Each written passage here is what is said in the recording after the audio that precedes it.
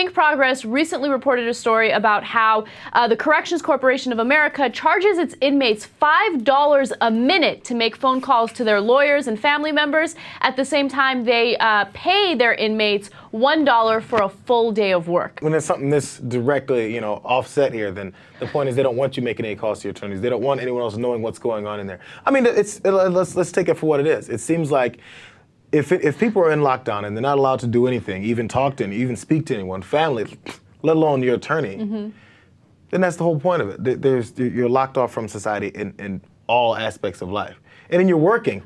This is the thing I was amazed about. You're working in prison. They're paying you. And where are you going to spend that money? It's like they're not paying you. They're like, okay, so I'm going to pay you $10. After you pay those $10, just come and buy some snacks, maybe some food, whatever else you may be able to buy with this $10, and you pay it right back to me. What's the point of even giving them any money? Yeah. I don't see the benefit of this. I mean, I see the benefit for them. Right. They get free labor in the prison, but I don't see how this isn't a big. I mean, we have a controversy now, but a big controversy as far as they're just paying them for nothing. Where are you spending your money? Well, what ends up happening is, in these private prisons, there are some people who are diabetic, there are some people who have certain health issues, and one of the inmates is complaining that he is diabetic and he needs a certain amount of food, right? Nothing unreasonable, he just needs a certain type of food and a certain amount of food in order to survive. And what happens is, one of these private prisons that he is in now doesn't give him what he needs. So what does he do? He uses the little tiny bit of money he makes in the prisons to buy the food that he needs, which is so egregious, right? And his wife has to give him money, send him money so he can pay for additional food. By the way, these private prisons receive $200 a day for each inmate, okay? And they make between $35 to $50 million in profit each year. So these are highly profitable prisons. They're making a ton of money. And at the same time, they're charging their inmates $5 a minute to make a simple phone call to their lawyer. So what this does, it also, I mean, obviously, this can't be the only way a lot of, at least I don't know the percentages, of course, but how a lot of inmates end up getting what they need.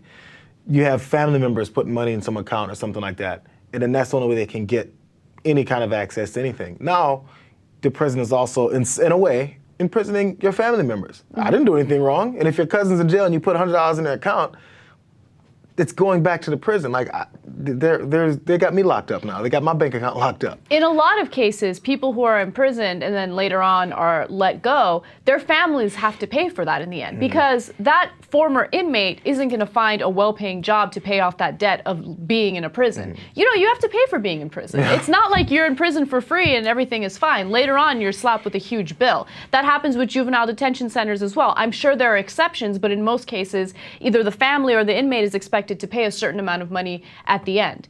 So it's a disaster. And these private prisons, look, there's not enough outrage about it. I feel like we talk about it over and over again. We're a broken record. There isn't enough outrage about it. And that's why with Occupy Wall Street, right? When they talk about corporate greed, it has to do with so many different things that we talk about on the show. It has to do with for-profit colleges. It has to do with these private prisons. It has to do with all these entities that are corrupt and greedy and just reap all of this taxpayer money in order to function and in order to make their profits. So Occupy Wall Street might have a very broad statement and broad goal, but it affects every little thing that we talk about on the show, including these private prisons. Well, let's talk about what the outrage is about. Is it the outrage that these prisoners are not getting certain rights? I mean, if that's the outrage, let's address that, because there's a lot of listeners out there who are going to think, well, screw these prisoners. They're prisoners. They did bad things, so why should they get anything? Addressing the work issue, and they get paid $1 a day, well, they don't have to work then. If you don't want to work, and get paid $1 a day, then don't work. I think a lot of them want to work because they have more human interaction.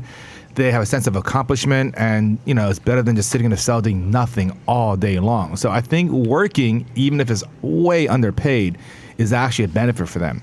But going to this issue of phone calls to their lawyers, that to me doesn't seem right. Yes. They should have that is some sort of impact on their ability to consult their lawyers, and we don't have to. In fact, we provide them with free lawyers.